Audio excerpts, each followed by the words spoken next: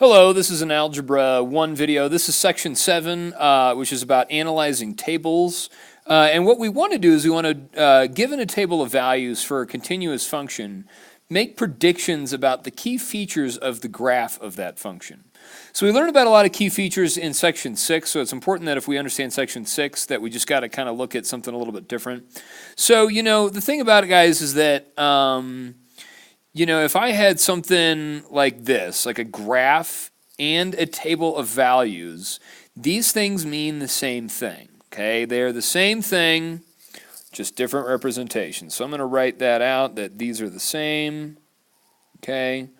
These are the same, just a different way of writing it, just a different way of writing it, just a different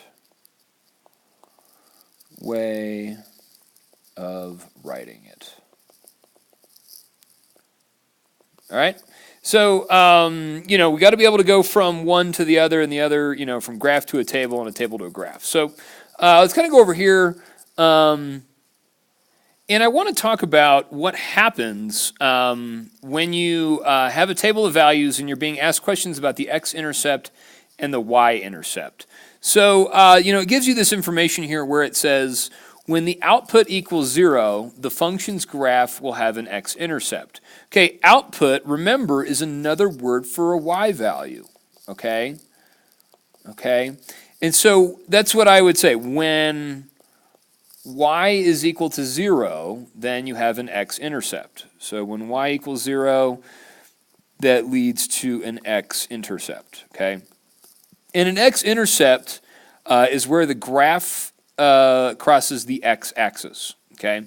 And then it says when the input is 0, an input, remember, is another word for x value, okay? The function will have a y-intercept. So here's what I would write. When x equals 0, that gives you a y-intercept, okay?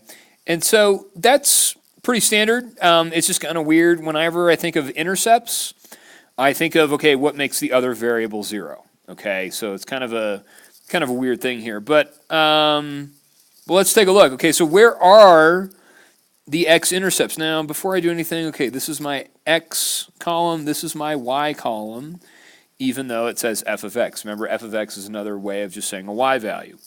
So when the y value is 0, you have an x-intercept. So I have an x-intercept here. So I have an x-intercept here, and I have an x-intercept here. So my x-intercepts, and I'm just going to write that up here because I don't have much room, my x-intercepts occur at the points -2, 0, and 4, 0. Okay, that's where I have x-intercepts. Now my y-intercepts, I'm looking to see when is my x value 0, and that's right here. Okay, so this is the point where I have a y-intercept. All right, so then I'm going to come over here and I'm going to say that my y-intercept is the point 0, -16. Okay. So that's all I got. That's all I'm looking for. So if you remember this, when y equals 0, you get an x-intercept. When x is equal to 0, you get a y-intercept, okay? All right, let's go ahead and move on to the next question, which is right here, okay? This question just wants us to just kind of locate the x-intercepts, the y-intercepts, and then ask a question about some function values. So let's take a look. Okay, first, let's identify our x-intercepts. Now remember, those are the point -2, 0. Okay, -2, 0, that's our x-intercept. And then the point 4, 0. Okay, so those points are located at the x-intercept. That's where it crosses the x-axis. Okay, the y-intercept, 0, -16, is right here. Okay, and so that's what we've got. Okay, we're just looking to see where does this graph cross the y-axis. Okay, that's an important point. All right. Now, the one thing that we do know, or that it's asking us, it says, when are the function values positive? Okay, so I'm going to zoom in here, And this says f of x is greater than 0. What I'm going to say here is that means that the y values are larger than 0. Okay? That means that the y values are positive. So y values are positive. Okay? Then what I can say over here is that the f of x is less than 0. This means that the y values, so y values are smaller than 0. Okay? And when we say that they're smaller than 0, we say that y values are negative. All right. So it's important to be able to read what this means and read what that says. Okay, so f of x is greater than 0. Now let's go over here, okay, and I'm just going to talk about these values. I'm going to look at this graph, and I'm going to come in here, and I'm going to use green to show, all right, y values that are positive, okay? And then I'm going to use purple to show y values that are negative, all right? So if I come over here, all right, what I know is that my y values are below the x-axis are negative here. Now, at this x-intercept, I have y values of 0, okay? So they are equal to 0. So they're not negative, okay? It's the y value is 0. Then it continues on, and it continues on this graph all the way up until it gets to 4, okay? And that's when the y values are negative. Now, the y values are positive beyond that, okay, up here. So let's take a look and just answer this question. Okay, we know that the y values are positive over the interval, and these intervals are x values, and this is an x value of 4. Okay, that's on the interval from 4 to positive infinity, okay? This is an interval, all right? Those are x values, okay? So over those x values from 4 to positive infinity, we have positive y values. That's what that's saying, okay? Now over here, it's saying, okay, when are they smaller than 0? When are they negative? Now we have to be careful here because, you know, what I see is that we go from negative infinity to negative 2, okay? At negative 2, the y values are 0, so we don't include that, okay? And we can say that from negative 2 to positive 4, okay, those are the values at which our graph has negative y values, all right? So, but I just want to make sure that we understand this notation because it's kind of tricky to understand, okay? All right, let's go over here and let's answer these questions. So it says use the table to complete the statements, okay? The x-intercepts, okay, now when it says x-intercepts, that's when y equals 0. So y equals 0, all right? So when y equals 0, that's our x-intercepts, and I'm going to use red for that.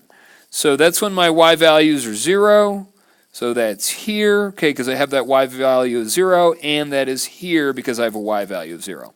So those are the points negative 2, 0, and 2, 0. So negative 2, 0, and 2, 0, okay, are those points. Okay, and the y-intercept, now remember y-intercept, I'm going to talk about that in blue, that's when x equals 0. Okay, so at what point is x equal to 0? And I look at my graph, or my table, I'm sorry, and that's my point, okay? X value is 0. So I have the point 0, negative 4. Okay. All right. All right, let's go on to the next page. I had a lot of fun. This is great. This is good stuff. I'm having a good time. Okay, on this next page, take a look at a problem here where we have a problem that's being thrown up in the air. So it says an object is thrown with an initial velocity of 4 meters per second from a height of 100 meters. The table represents the height of the object after t seconds. So here's my value for t. Here's h of t. Okay, think of this as like your x value and your y value. Okay, this is your input. This is your output. Okay, this is your domain. This is your range. Okay? So then it says analyze the table. Well, here's what we know. Okay? Now, the first thing that I notice is that I have a value at time equals 0, my x value is 0, I have a height of 100. So I have a y-intercept, okay, y-intercept at the point 0, 100, okay? And what that tells me is that at time 0, the object is thrown at starting at 100 feet, okay?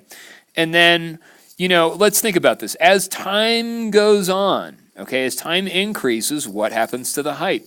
The values get smaller. They decrease. But I'm kind of interested in this point here between 4 and 5 because my y values go from 37.6 to negative 2.5.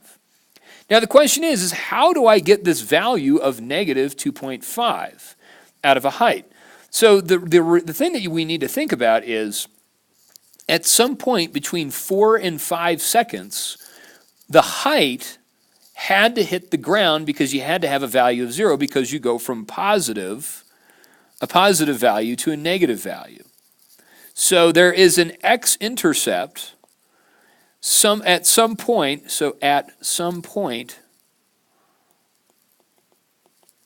between t equals 4 and t equals 5. All right, let's take a look at the next question, okay? And this question says the table represents the height of a ball that has dropped h of t after t seconds. So same thing, here's your x column, here's your y column. And so it says determine the initial height. Okay, when it says initial height, they're really just asking for, okay, initial height, what is the height at time 0? So what is the height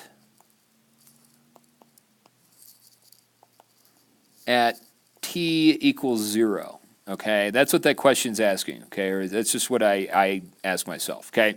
Okay, and it says of the ball and the time interval before the ball hits the ground, okay? When the ball hits the ground, okay, that's when the height is 0, okay?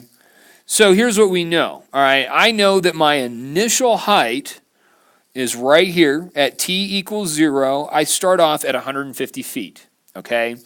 And then the time interval as to when the ball hits the ground. So here's what you've got to notice, is that we have a positive height here at 5 seconds, at a height of 27.5.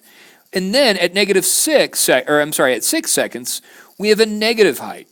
So at some point between 5 and 6, we had to have a height of 0. So h of t had to equal 0 at some point in between 5 and 6, okay? And so that's what we've got. So we have our initial height is 150. So what is the height at t equals 0? That's 150. All right, and when is the height 0? Now we can tell that because we go from positive to negative, that we had to be at 0 at some point in between those two numbers. Okay, so our initial height is 150, and we have the ball hits the ground between 5 and 6 seconds. That is our answer that we are looking for. Okay, all right. Let's continue on here. Something I do want to talk about, and I know we talked about it before, was increasing and decreasing functions, having maximums and minimums. But reading that from the table is something that we need to take a look at. So here's what you have, okay? You have a function here that is decreasing, and then it is increasing. Okay, and we can tell that because the graph, goes down, all right, and then it switches at some point, and then it starts to go up. That point when it switches from decreasing to increasing, or vice versa, increasing to decreasing, you have an extreme value. In this case, we're going to call this a minimum. Okay, but we have to think about how do we determine that from a table of values? So here's what I know, okay? what I know is, as from this table, okay, x is just getting bigger, okay? Even though it looks like you have these negative numbers, negative 7.5, negative 5.5, negative 3.5, and so on, these numbers are going from left to right, okay? And so even if they're more negative over here, okay, the more negative they are, the smaller they are. All right, so it's kind of hard to read that, but we've got to be able to do that. But the thing that I want you guys to see is what's happening with the y values. And what you see here is that you go from negative 9.75 to negative 2.75. Okay, so right here you've got, 9.75. Down here, you've got negative 2.25. Okay, then it goes down to negative 6.25, which is right about here, roughly speaking. And then all of a sudden, the y values start to get bigger again, okay? So at this point, the y values are getting smaller. So I'm going to write that. That, you can use the word decreasing, and I'll use that, but just think, okay, these values are getting smaller, okay? And then, okay, right here, they're getting bigger, okay? They're increasing. So then the point at which that they change from the y values getting smaller to getting bigger is our minimum value right here in the middle, okay? And that's what we're looking at. So you can look at a graph and just kind of tell, okay, where do I have a minimum value? Where is like the valley, okay, in between two mountains? That's your minimum, elevation, all right? So then let's come over here, all right, and it says that, well, let's just take a look. This one's a little bit easier. It says, analyze the function's table of values to determine possible intervals of increasing and decreasing function values. So here's what we know. F of x is increasing. Okay, another word for increasing is getting bigger. So where are my y values getting bigger? So it says f of x is increasing. Another way to say that would be, where are the y values getting bigger? Getting bigger. Okay, and so then we would say, all right, well, they're getting bigger between, because it looks like, okay, I go from 198 to 7 to 0. These values are getting smaller, and I'm just going to write that, okay, that these values here are getting smaller. And then all of a sudden at 0, they start to get bigger again. So here's what we've got. We've got bigger.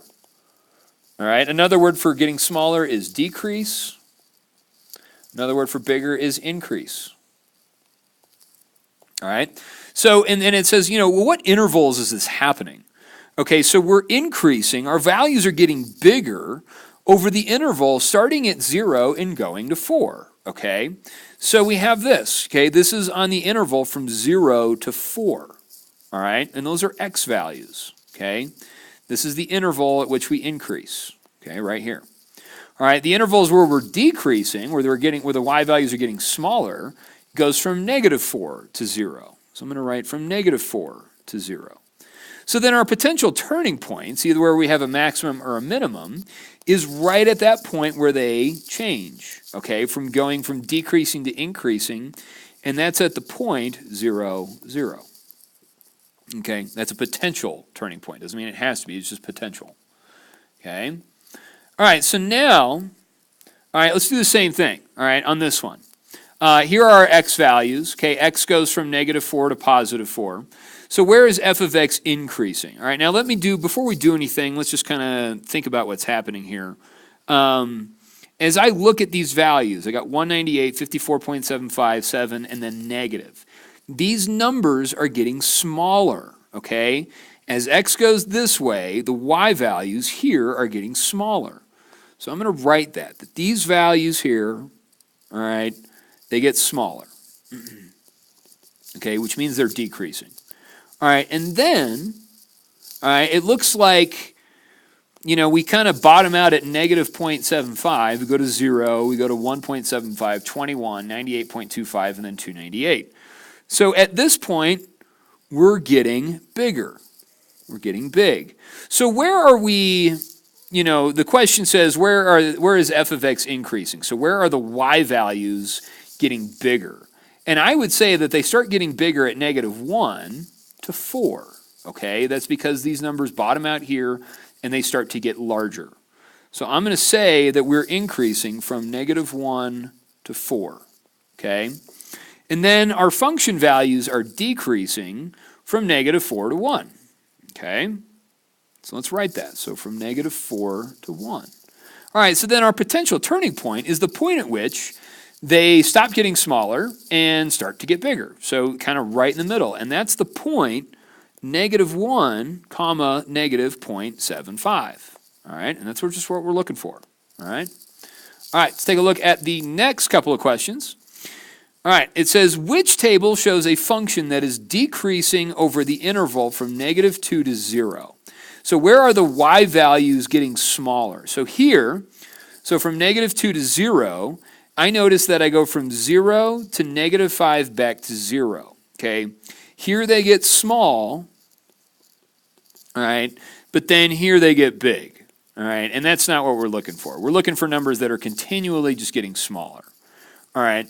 And so then, okay, I go from -15 to -5, okay? Well, these are actually getting bigger, okay? Even though it looks like these numbers are getting smaller, okay, when you think about -15 on a number line, okay, and then -5, okay, these numbers are moving to the right. They're getting bigger, okay? So you can't think of that. So these are actually getting bigger. So these are getting big. So kind of leads us to the last one. So from -2 to 0, all right, I go from 0, I go to -10, I go to -24. These numbers are getting smaller, so they're decreasing, okay? So this is our answer that we're looking for, okay? Take a look at the next one. It says, use the table to predict the turning points and the end behavior of the graph. So what I have, let's talk about possible turning points first. So let's talk about our y values. So right now, I go from 160, and these numbers get smaller until they get to 0, all right? And so then, all right, so they get small here. Let me just write that here, that they get smaller, okay? And then they get down to 0, and then they start to go back up again. They get to 5, 16, 27, 32, okay? And it kind of maxes out at 32, okay? So from 0 to 32, they're getting big. All right, they're getting big. All right, and then all of a sudden, these numbers start to get small again, all right, and they go, 32, 25 to 0, and then they jump down to negative, and then they get pretty negative. So these are getting smaller. Okay, so they're getting small. All right, so now we got to think about, where do we get turning points? Now let's think about it. Small is the same thing as decrease. Okay, big is the same thing as increase. And small is decrease. All right, so just from looking at these tables, all right, I know that I go from, that at -2, 0 is a possible turning point. So I'm going to write turning points, okay, because I think I got a couple of them, is right here. So at -2, 0 is a possible turning point. And then at 232 is a possible turning point. So -2, 0 and the point 232, all right? Now the end behavior, okay, and I'm going to write this just as, as x approaches positive infinity, okay, as x approaches positive infinity, so as x goes to positive infinity, what are the y values doing? Now the y values are getting pretty negative, so let's just say that as x approaches positive infinity, that y approaches negative infinity, because these numbers seem like they're getting pretty negative pretty fast, okay? Same thing over here. As x approaches negative infinity, what's happening to the y values, all right? The y values are actually getting very, very positive. So let's write that. So as x, all right, as x approaches negative infinity, we get that y approaches positive infinity, all right? So that's what's happening just based off that graph, all right? Tell a lot just by looking at a table. Okay, I'm going to answer one more question, and then that'll be it for the video, and that'll be it for the unit. All right, and so it says, which interval contains a local minimum for this function? Okay, which interval contains a local minimum, local maximum, and then where do we have a local minimum? So let's just kind of think about what's happening here. Let's talk about intervals where so here from negative 54 to, it looks like 0. It looks like we are increasing, okay? Because these numbers are getting bigger, all right? And then we go from, we kind of max out at 0, and then we go back down, all right? And so then, all right, and so let me do this. Let me change this to purple. From 0 to negative 4, okay, we're going back down, all right? And then from negative 4, okay, going from negative 4 on, the numbers get bigger. So we're actually increasing, all right? So we increase. So let's try and think about where are these turning points for that. And I use this notation of using the arrows going up and then down and then up. Because when I do that, it's like it kind of just gives us the curve itself. It gives us that we're going like this. And so we have a possible maximum here, and then a possible minimum here, okay? And we're just talking about the y values, all right? So which interval contains a local maximum, okay? So here's our local maximum that we're thinking. So a good interval to choose would be between, well, I would say that it occurs between negative 2 and 0. So I'm going to say that we get a maximum around from negative 2 to 0, all right? And then over here, okay, we kind of bottom out at 1, negative 4, all right? So this would be our max, this would be our min, okay? And so we don't know for sure, but I would assume that it would go from about 0 to 2. So the interval would be about from 0 to 2, all right? So guys, here's the thing. A lot of this stuff, I am writing things down, and so just make sure that you guys are using your notes and that you have notes over this, because answering these questions without notes is really tough. So hopefully you enjoyed this video, and we'll see you in a bit. Thank you. Bye!